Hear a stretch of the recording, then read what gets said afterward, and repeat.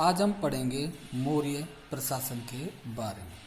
अब तक मैंने 3 क्लासें ली हैं, जिनमें पहला टॉपिक था महाजनपद, दूसरा चंद्रगुप्त मौर्य और बिंदुसार, तीसरा था अशोक महान।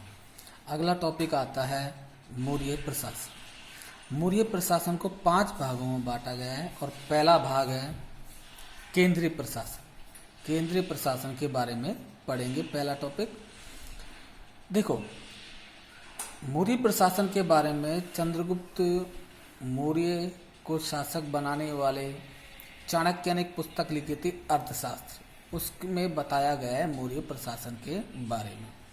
मौर्य प्रशासन में पहला है केंद्रीय प्रशासन। जैसे वर्तमान में केंद्र सरकार होती है, उसी प्रकार मौर्य काल में केंद्रीय प्रशासन था।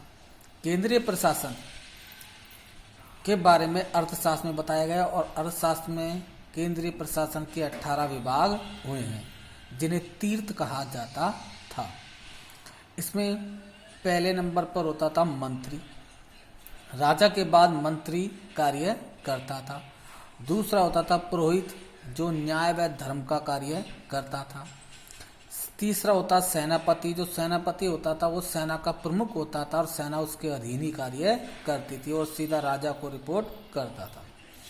चौथा होता था युवराज, जो गवर्नर के कार्य करते थे। वो प्रांतों में जाकर ज़्यादातर गवर्नर बनते थे या राज्य कार्यों में राजा की हेल्प करते थे। चौथा था समर्था, ये पूरे राज्य में आय व्यय का लेखा जोखा रखता था।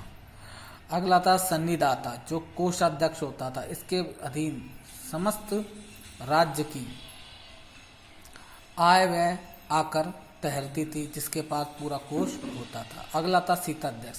सीता का मतलब है कृषि, यानी सीताध्यक्ष कृषि के कार्य करने वाले को, जिसके अधीन कृषि कार्य होता था, वो सीताध्यक्ष कहलाता था। अगला था लक्षाध्यक्ष। ये मुद्रा जारी करना, मुद्रा पर मोहर लगाना, कितनी मुद्रा जारी करनी होगी, इसका निर्धारण भी लक्षाध्यक्ष ही करता था। मौर्य प्रशासन का अगला टॉपिक है प्रांतीय प्रशासन। प्रांतों को 5 भागों में बांटा गया था। पहला भाग था उत्तरापथ, जिसकी राजधानी तक्षशिला। अगला था अवंती राष्ट्र, उज्जैन राजधानी। अगला कलिंग, फिर है अगला दक्षिणापथ सोनागिरी, जो वर्तमान राजस्थान का कुछ क्षेत्र भी शामिल है। और अगला था 5वां मध्य देश, जिसकी राजधानी पाटलिपुत्र थी। प्रशासन की सबसे छोटी इकाई गोप कहलाती थी। जैसे वर्तमान में ग्राम पंचायतें होती है ना, उसी प्रकार से गोप होती थी। जिले का प्रशासनिक अधिकारी स्थानिक कहलाता था, जैसे वर्तमान में जिलाधीश, जिसे अपन कलेक्टर भी कहते हैं। आगे देखिए, आगे बात करें तो हम मौर्य प्रशासन में अगला है नगरीय प्रशासन।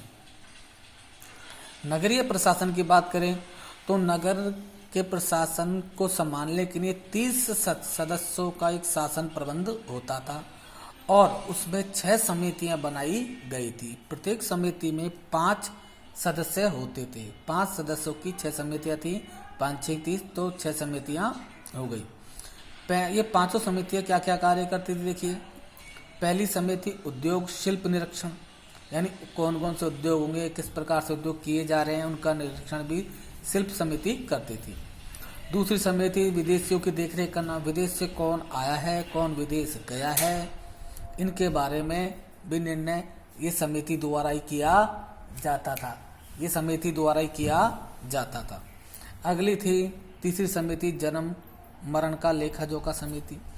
ये राज्य में किसका जन्म हुआ, कौन मरा, इसका लेखा जोखा भी ये समिति रखती थी।